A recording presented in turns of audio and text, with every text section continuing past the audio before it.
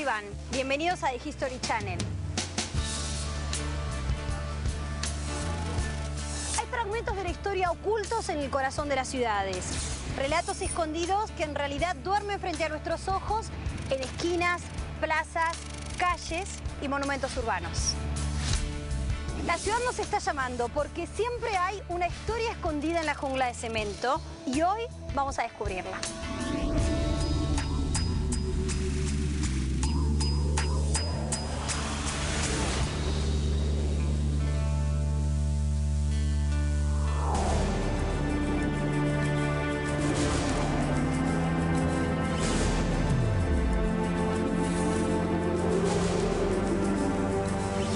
Antiguamente aquí se celebraba la corrida de toros. Una fuerte probabilidad de que hubieran restos humanos. Terminan ahorcándolo con un alambre. Dentro de los prostíbulos eran consideradas como reinas. Vierten una bandera roja en la municipalidad. Acá en Rosario nació el argentino más famoso del mundo.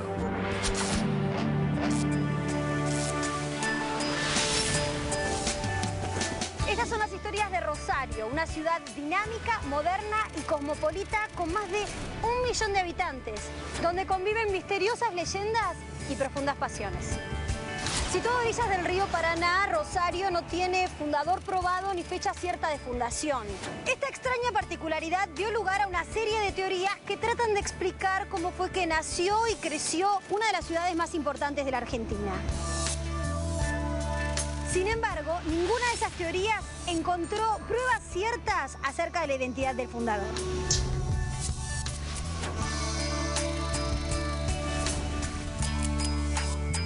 Iniciamos nuestra búsqueda aquí, frente a la parroquia de la Virgen del Rosario, donde todo comenzó hace 300 años.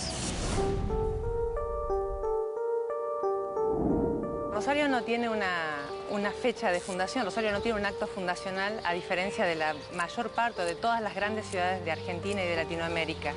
Fue más bien ocupada a partir de fines de 1600 como un desplazamiento de migrantes de la ciudad de Santa Fe.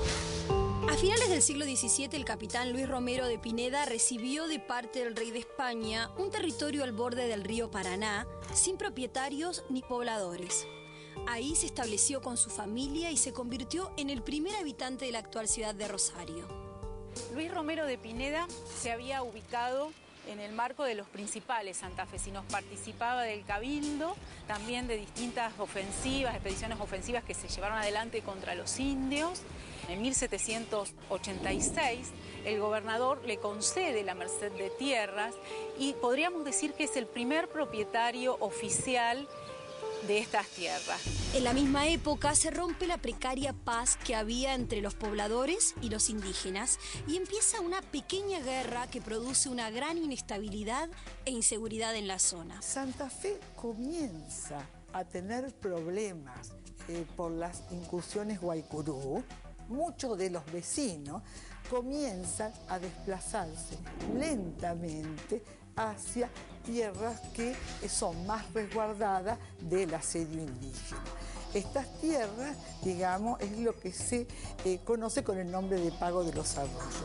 Esta migración es espontánea, no hay autoridad civil y religiosa, no es una colonización en sentido estricto. Hay que esperar a 1741, cuando se da un principio de fragmentación de la tierra.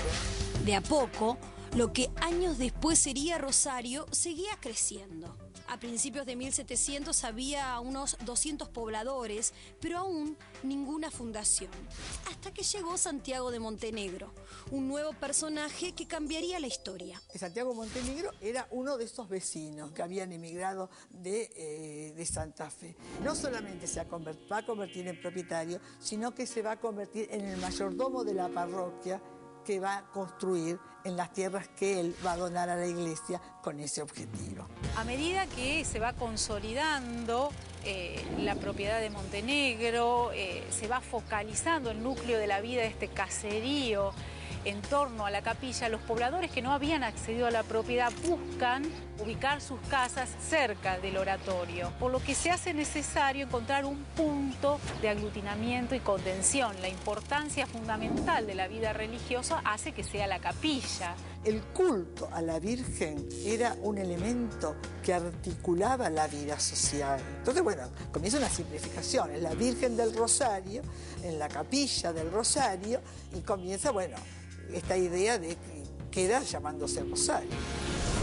Aunque la ciudad de Rosario nació a partir de la capilla de Nuestra Señora del Rosario, pocos saben que tras su fachada descansan los huesos de los primeros pobladores, debajo de una placa que los conmemora. Estamos en este momento en el lugar donde están depositados los restos de los antiguos pobladores de lo que era el Pago de los Arroyos, los que fallecieron en este lugar entre 1731 y 1810. En el año 97 lo que se hizo fue realizar una serie de pozos de sondeo en lo que era el atrio de la casa parroquial, con la intención de evaluar si existían restos arqueológicos. Sabemos que existía una fuerte probabilidad de que hubieran restos humanos porque desde los primeros momentos del cristianismo hasta el 1800 o comienzos del 1800, todos los muertos eran enterrados en el interior o en el entorno de las iglesias. Hay una gran cantidad de restos esqueletales y tienen una disposición, un patrón de disposición muy característico, que es uno al lado de otro y uno encima de otro. Mientras que el esfuerzo de los primeros pobladores quedó inmortalizado en la capilla donde todo empezó hace 300 años, la fundación de la ciudad de Rosario quedará siempre como una deuda pendiente. Rosario no fue una ciudad fundada según el esquema de ciudades castellanas. Es decir, no hay un acta de fundación en el sentido estricto como tuvo, por ejemplo, la ciudad de Santa Fe. No hay una fecha exacta, es real. Es más bien una ocupación lenta a través del tiempo. El gran trauma de Rosario y de los rosarinos es la falta de origen, de un origen fundacional, de que no llegó ningún colonizador y dijo, hoy en esta plaza de armas te doy origen a esta localidad. De nacer solo como un caserío alrededor de la capilla, Rosario logró transformarse en una gran ciudad y en la sede de uno de los principales símbolos de la identidad argentina. El monumento a la bandera que mira al río a unos pocos metros de la catedral.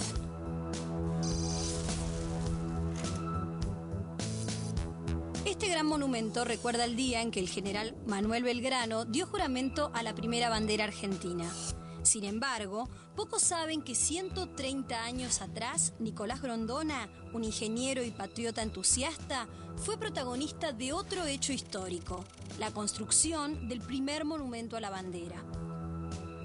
Su autor, Nicolás Grondona, define que los dos mejores lugares para construir estos dos monumentos son los lugares donde supuestamente se habían instalado las dos baterías del ejército en el momento en que Belgrano iza por primera vez la bandera. Con el mismo ímpetu y patriotismo de Belgrano, Nicolás Grondona le pidió permiso al gobierno argentino para llevar a cabo su sueño de elevar un monumento en el mismo lugar donde 60 años atrás se había jurado la bandera. Estamos en la isla del Espinillo, donde en el siglo XIX se levantó el primer monumento a la bandera. Fue considerado en su momento como una epopeya civil, porque en realidad fue un movimiento de amigos encabezados por el ingeniero Nicolás Grondona. La idea era de algún modo homenajear a las dos baterías. Sabemos que aquí estaba la Independencia, enfrente estaba la Libertad. El de la isla se construye en 20 días, en 1872. Un proyecto muy simple de un obelisco de poco más de 8 metros de altura. Grondona lo nombra como un obelisco egipcio. El otro no se sigue y finalmente, por lo menos en los periódicos, no se registra la inauguración del monumento. El monumento se convirtió en el orgullo de los habitantes de Rosario. Sin embargo, la naturaleza impidió que los vecinos pudieran disfrutar del testimonio de su primer homenaje a la bandera. Grondona, que era un gran conocedor de la zona, no tuvo en cuenta que en el momento de levantar la pirámide